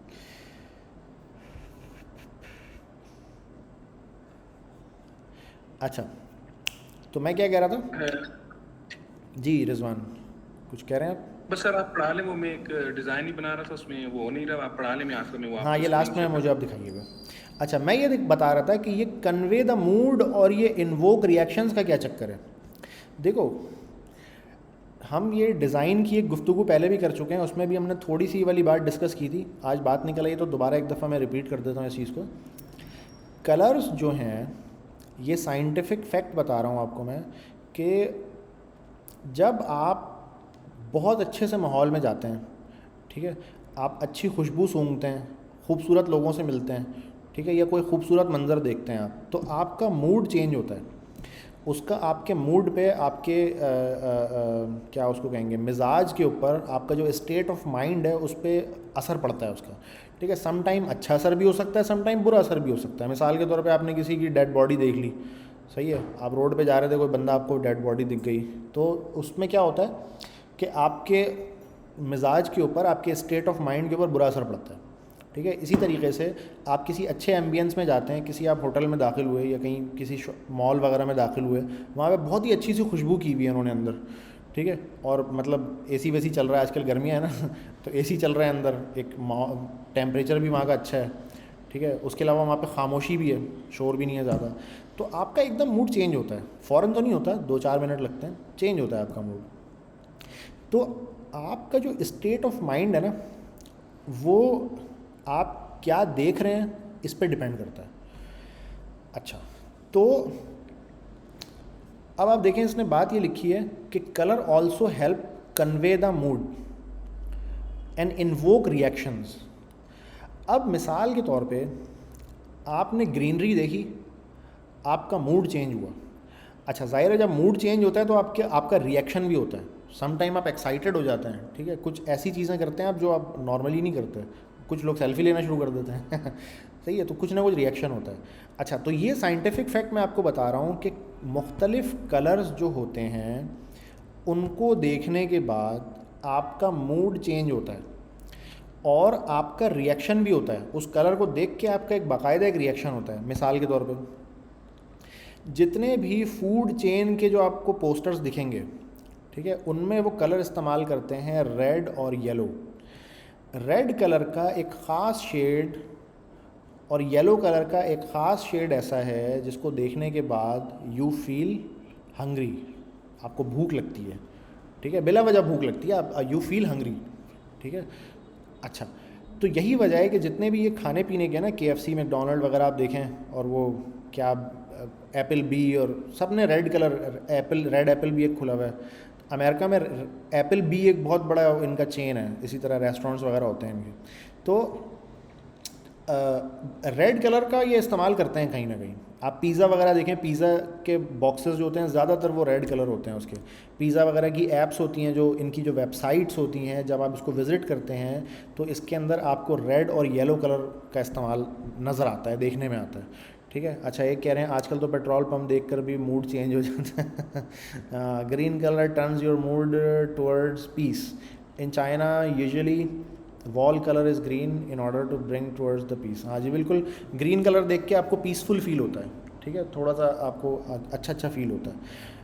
अच्छा, फिर इसी तरीके से रेड का ही एक दूसरा शेड, उसको देख के आपको हरी फील होता है, ठीक है, आपको इमरजेंसी फील होती है। अच्छा, तो TCS का जो रेड कलर है, जो TCS में इस्तेमाल हो रहा है, वो रेड कलर मैकडोनल्ड के रेड कलर से मुख्तलिफ है, ठीक है।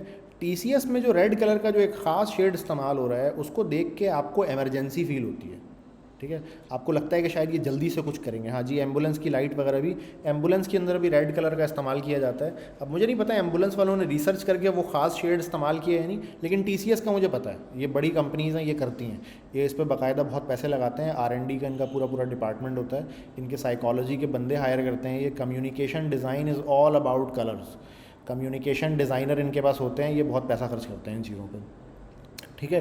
तो आपको फिर रेड कलर का एक और ख़ास शेड है जिसको देखकर आपके ऊपर शहवत तारी होती है। तो आप डेटिंग साइट्स का अगर आप मुशाहिदा करें तो उसके अंदर रेड कलर का एक ख़ास शेड उसमें इस्तेमाल हुआ हुआ होता है, ठीक है, ताकि आप जब उस ऐप पे जाएं तो वो आप फिर उसमें इंगेज होते चले जाएं। अच्छा, इसी तरीके से मुख्तलिफ़ कलर्स मुख्तलिफ़ एज ग्रुप को पसंद आते हैं। कुछ कलर्स ऐसे होते हैं बच्चों को बड़ा अट्रैक्ट करते हैं, ठीक है, कुछ कलर्स ऐसे होते हैं जो बड़ी उम्र के लोगों को बड़ा अट्रैक्ट करते हैं, कुछ कलर्स ऐसे होते हैं जो ख़वातीन को अट्रैक्ट करते हैं, सही है, कुछ कलर्स ऐसे जो मर्दों को अट्रैक्ट करते हैं। जैसे अब मर्दों को ना ब्लैक कलर, मैट ब्लैक वगैरह टाइप की चीज़ें ज़्यादा पसंद होती हैं, ठीक है। फिर ख़वातीन को के बारे में मशहूर है कि उनको पिंक पसंद होता है, ठीक है, जो काफ़ी हद तक सही भी है। उनको लाइट कलर्स पसंद होते हैं ख़वातीन को, ठीक है, थोड़े लाइट में थोड़े से वाइब्रेंट हो तो उनको अच्छा लगता है। तो हमने क्या देखा कि कलर जो है, colour also helps convey the mood and invoke reactions, ठीक है। तो मूड क्या चेंज हुआ, आपको लगी भूख, रिएक्शन क्या होगा, आप ऑर्डर करेंगे खाना, और क्या रिएक्शन होगा, सही है। तो ये दो चीज़ें इंटरकनेक्टेड है आपस में।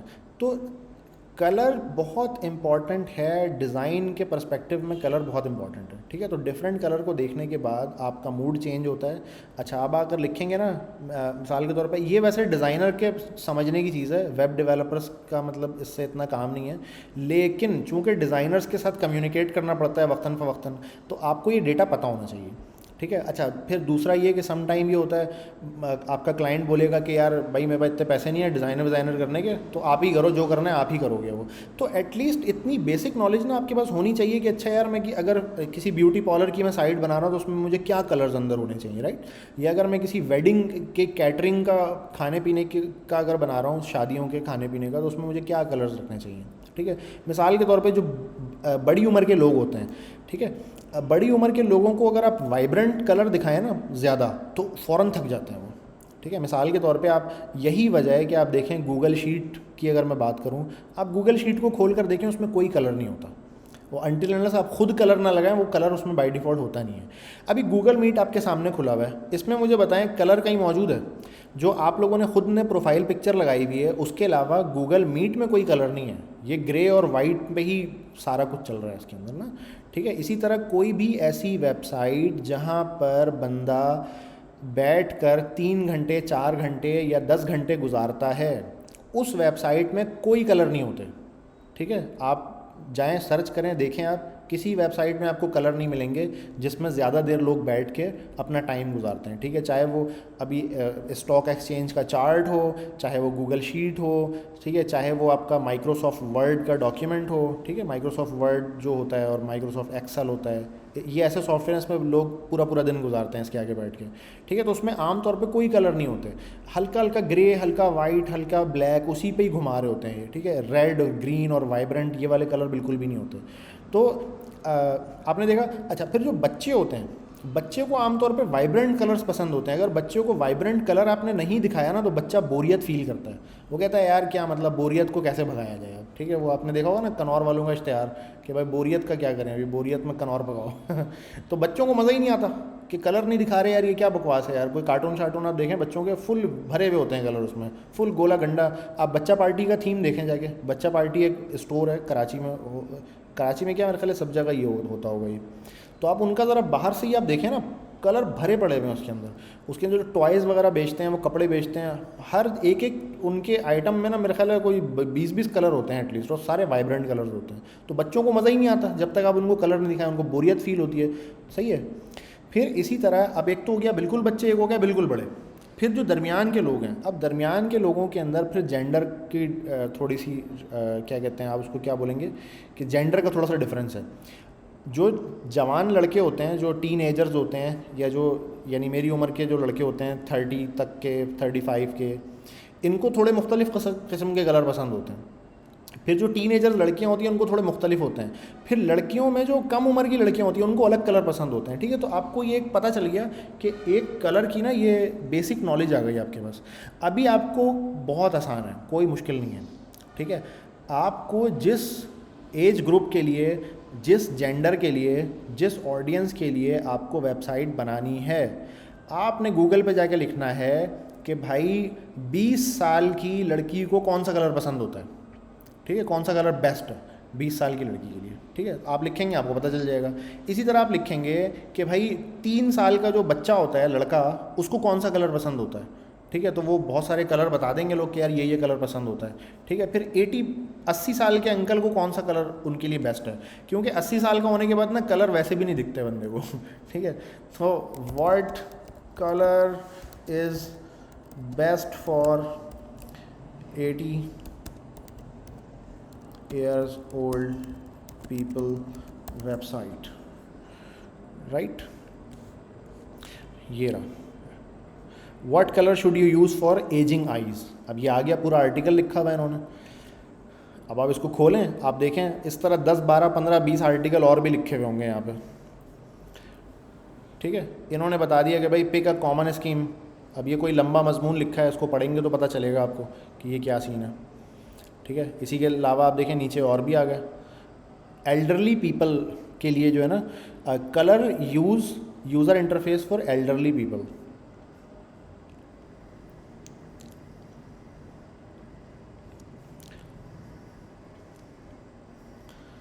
सही है।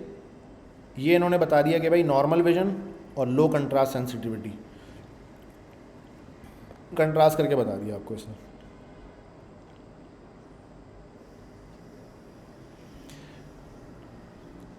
रेड ग्रीन कलर ब्लाइंडनेस जिन लोगों के लिए है ना, उनके लिए ये कलर बेस्ट है, नॉर्मल विजन वालों के लिए ये बेस्ट है। अच्छा मुझे तो ये नज़र ही नहीं आ रहा, ये मतलब रेड ग्रीन कलर ब्लाइंडनेस नहीं है मेरी, सही हूँ मैं ये दिख रहा ही नहीं है मेरे को।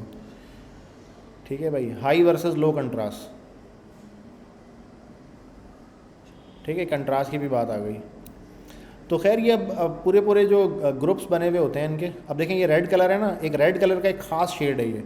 अब इसके एट्रीब्यूट्स लिखे हुए हैं कि ये कलर क्या है, ये एक्साइटिंग कलर है, ठीक है, ये डायनेमिक कलर है, ठीक है, इम्पल्सिव है, एक्टिव है, एग्रेसिव है ये कलर, ये सारे इसके ना एट्रीब्यूट्स लिखे हुए हैं इन्होंने यहाँ पे। इस तरह बड़े बड़े प्लेटफॉर्म्स बने हुए हैं और वो उन पे ना कलर के बारे में काफ़ी कुछ लिखा हुआ होता है लोगों ने ना, ठीक है। एसोसिएट विद क्या है, ब्लड है, फायर है, हार्ट है, ठीक है, हीट है, स्ट्रेंथ है, कंफर्ट है, ये सारी चीज़ों के साथ एसोसिएट किया जा सकता है, ठीक है। Life, love, romance, passion, bravery, energy, speed, power, importance, ये रेड कलर को इन चीज़ों के साथ लोग एसोसिएट कर सकते हैं, ठीक है। अब इसका इफेक्ट क्या होता है, एरोजल, अब इसने पूरा एक मजमून लिखा है इसके ऊपर कि भाई इस मतलब इसका इफेक्ट क्या होता है, देखने के बाद क्या फील करता है बंदा इसको, ठीक है। अब जैसे ये ऑरेंज का एक ख़ास शेड है, इसने लिखा है कि ट्रिगर्स अलर्टनेस, इसको देख के ना बंदा अलर्टनेस, यानी बंदे का पैनिक जाग जाता है, पैनिक हो जाता है बंदा इसको देखने के बाद, अलर्ट हो जाता है, ठीक है। इसी तरह देखें येलो करके एक शेड बताया हुआ है इसने, ठीक है,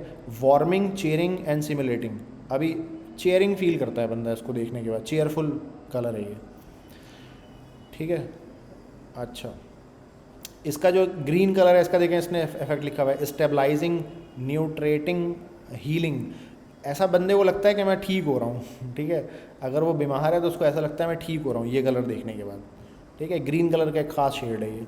इस तरह देखें इसने काफ़ी सारे कलर इस तरह डिफ़ाइन किए हुए हैं। तो आप अगर इंटरनेट पर सर्च करेंगे तो इस तरह के बहुत सारे प्लेटफॉर्म्स आपको मिलेंगे जहाँ पे बड़े प्रोफेशनल किस्म के लोग अपना प्रोफेशनल एनालिसिस दे रहे होते हैं, ठीक है, कलर्स के बारे में। तो मेरा ख्याल है इतना काफ़ी है एक वेब डेवलपर के लिए, जितना मैंने ऑलरेडी बता दिया। अच्छा अब इसने आगे क्या लिखा है, there are 3 ways to specify colour in CSS, RGB, hex code and colour name, ठीक है। अच्छा एक और भी है, HSL भी है, वो आगे भी बता दी गई। Colour pickers can help you find the colour you want. अब मिसाल के तौर पे ये कलर मुझे पता चल गया कि अच्छा यार ये कलर अच्छा है, ठीक है, स्क्रॉल किया मैंने बोला यार ये जो ग्रीन कलर था ना हीलिंग वाला, ये मुझे चाहिए, अभी इसको मैं कैसे पकड़ूँ यहाँ से, ठीक है। एक तो इसने यहाँ पे कोई कोड लिखा नहीं है ना कलर का, लेकिन कोई मसला ही नहीं है, मैं कलर पिकर लूँगा यहाँ से, पिक फ्रॉम पेज, और यहाँ पे आके मैंने क्लिक मारा, ये कलर का कोड मुझे क्या हो गया, मिल गया। ये कलर का कोड मैं यहाँ पेस्ट करता हूँ, देखो मुझे हर तरह के ना इसके वो मिल गया, हर तरह का कोड इसका मेरे पास आ गया गूगल के पास, ठीक है।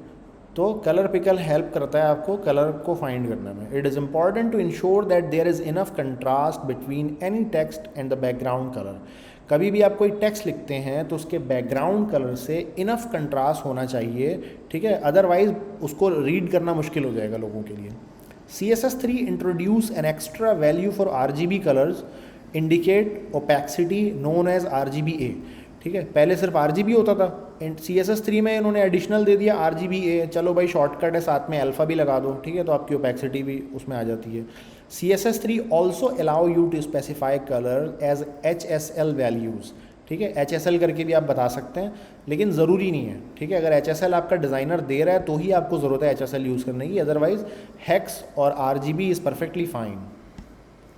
अच्छा जी, तो मेरा ख्याल है यहाँ पे हमारा ये आज का टॉपिक हम कंक्लूड करते हैं। अच्छा जी रिजवान, आप कुछ सवाल पूछना चाह रहे थे?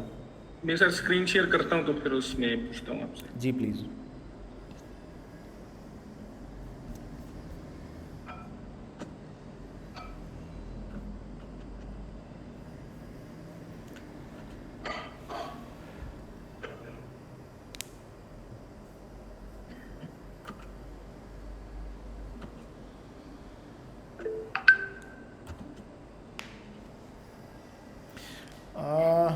आज का यार टास्क मेरा ख्याल है कुछ ऐसा नहीं है यार। ये हु जो है ना उसका कोई इशू नहीं है। देखें अभी हु को हम इस्तेमाल भी करेंगे, अभी इंशाल्लाह कल की जो क्लास होगी ना तो हम एक एग्जाम्पल कोड बना के उसमें ओपेक्सिटी को भी चला के देख लेंगे और हु को भी चला के देख लेंगे, तो आपको हु की ना अच्छी अंडरस्टैंडिंग हो जाएगी।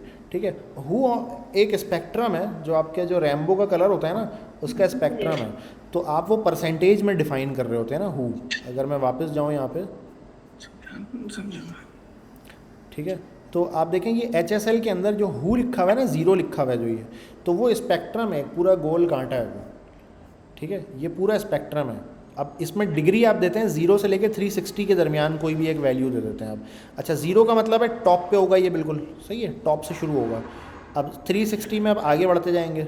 मिसाल के तौर पर आपने दे दिया 45, तो 45 पे क्या आ रहा है, येलो आ रहा है आई थिंक। ठीक है, तो 45 पे वो येलो आ जाएगा। फिर सेचुरेशन आपने कहा कि फुल 100%, फिर आपने ब्राइटनेस भी कहा 100%। ठीक है, तो वो आपको येलो कलर डिस्प्ले कर देगा, कुछ इस तरह से हो रहा होता है। जी जनाब। सर स्क्रीन शेयर हुई है आपके पास मेरी? नहीं, आपकी स्क्रीन मेरे पास अभी तक नहीं आई है। खैर मैं इसको दोबारा करूँगा चेक।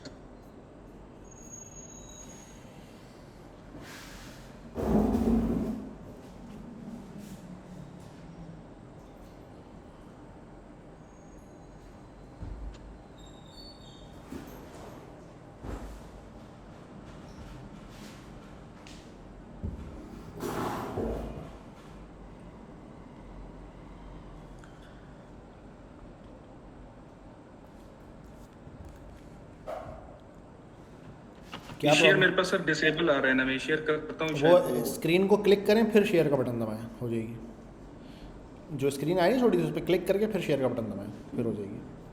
अभी शेयर हुई है? हाँ हाँ, हो गई। चलिए सर।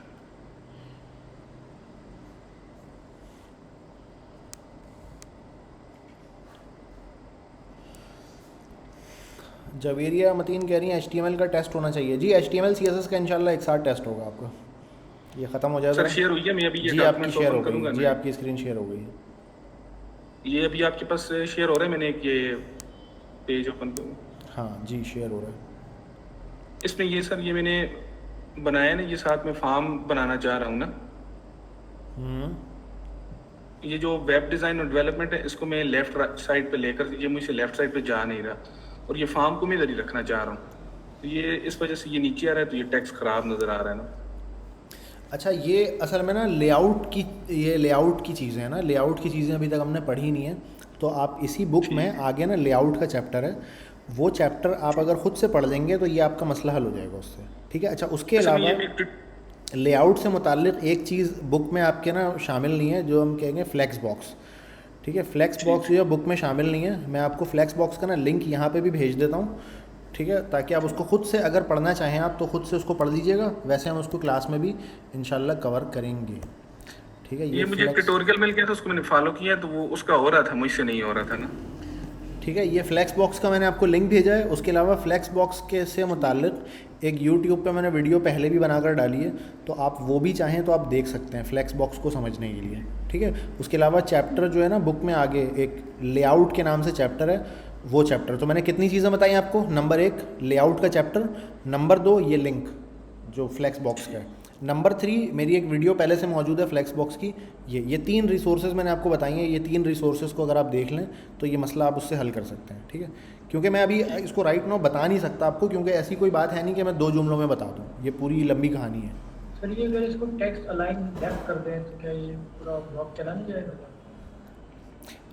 अच्छा देखें, अब आप लोग आपस में ग्रुप बना सकते हैं अगर चाहें तो। अफजाल अहमद, अगर आप चाहें तो आप इनकी हेल्प करने के लिए इनसे कनेक्ट हो सकते हैं आप अलग से इस क्लास के बाद। ठीक है, एक दूसरे की आप हेल्प कर सकते हैं। लेकिन एक्चुअली बात आपने सही कही है कि अगर लेफ़्ट कर दूं अलाइन तो शायद ये उस तरफ चला जाए, बट अभी आई एम नॉट श्योर कि इन्होंने क्या लगाया है एक्चुअली। ठीक है, इन्होंने कोई मतलब अलाइन टेक्स्ट क्योंकि हर जगह पर काम नहीं कर रहा होता। ठीक है, तो आई एम नॉट अलाइन मैंने लगा कर देखा था, उसने काम नहीं किया। हाँ, तो अलाइन टेक्स्ट ना हर जगह पे काम नहीं करता, वो सिर्फ टेक्स्ट के ऊपर काम करता है। ठीक है, तो वो बॉक्स एक्चुअली गुड मतलब वाइड इनफ होना चाहिए कि जिस पे वो फिर लेफ़्ट राइट मूव कर सके।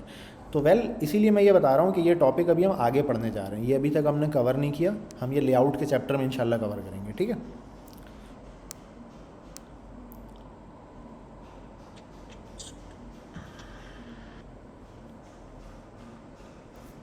अच्छा जी, किसी और का भी कोई क्वेश्चन है? आज जो चीज़ें हमने पढ़ी हैं या हम इससे पहले जो पढ़ चुके हैं उससे मुताल्लिक़ तो प्लीज़ वो पूछ लें, अदरवाइज़ फिर हम क्लास को कंक्लूड करते हैं यहीं पर। ठीक है जी, इंशाल्लाह फिर आप लोगों से मुलाकात रहेगी अगली क्लास में। और असाइनमेंट कोई नहीं है, लेकिन आप लोग प्लीज़ ये जो मैंने कलर के बात बताई है और जो बुक में कलर वाला चैप्टर है उसको प्लीज़ खुद से पढ़िएगा। उसमें कुछ टर्मिनोलॉजीज़ जो मुश्किल बात लगे उसको अलग से गूगल कीजिएगा, अलग से भी पढ़िएगा, क्योंकि देखें मेरी बातों में ना आने की ज़रूरत नहीं है, सही है। मैं देता हूँ बहुत लंबी लंबी, तो आप सब लोगों के पास मेरी बातों में जो आएगा ना सबसे बड़ा बेवकूफ़ है वो। आप सब लोगों के पास इंटरनेट मौजूद है, जो भी मैं बातें कर रहा हूँ यहाँ पे, सही है, उसको वेरीफाई करना आपका काम है। अगर आप मेरी बातों पे आंख बंद करके बिलीव करेंगे तो आपसे बड़ा बेवकूफ़ कोई नहीं है, ठीक है। और प्रोग्रामिंग मैं शुरू में ही आपको बता चुका हूँ, इज़ ऑल अबाउट प्रैक्टिस। आप प्रैक्टिस करेंगे तो आपको आएगा, अदरवाइज़ आप सिर्फ क्लास में आके बैठेंगे देखेंगे तो उससे कुछ भी नहीं फ़ायदा होने वाला, सही है, ये क्लियरली मैं आपको बता रहा हूँ। तो प्लीज़ सब लोग जो है वो बुक को खुद से पढ़िएगा। मैंने शुरू में आप लोगों से कहा था कि भाई गोरे ना बुक को पढ़ते हैं पूरा शुरू से लेकर आखिर तक, तो आपको एक एक वर्ड खुद से पढ़ना है बुक का, अदरवाइज़ वो टेस्ट अभी होगा ना जो HTML CSS का, तो वो भी फिर आप पास नहीं कर पाएंगे, ठीक है। तो आपको वो टेस्ट भी पास करने के लिए भी बुक पढ़नी पड़ेगी। तो प्लीज़ बुक को आप लोग सब खुद से पढ़िएगा। अगर किसी ने नहीं पढ़ा तो शुरू से भी पढ़ सकते हैं आप, ठीक है। टाइम निकालें और टाइम निकाल के बुक को पढ़ें, ठीक है जी। इंशाल्लाह फिर मुलाकात रहेगी, बाय।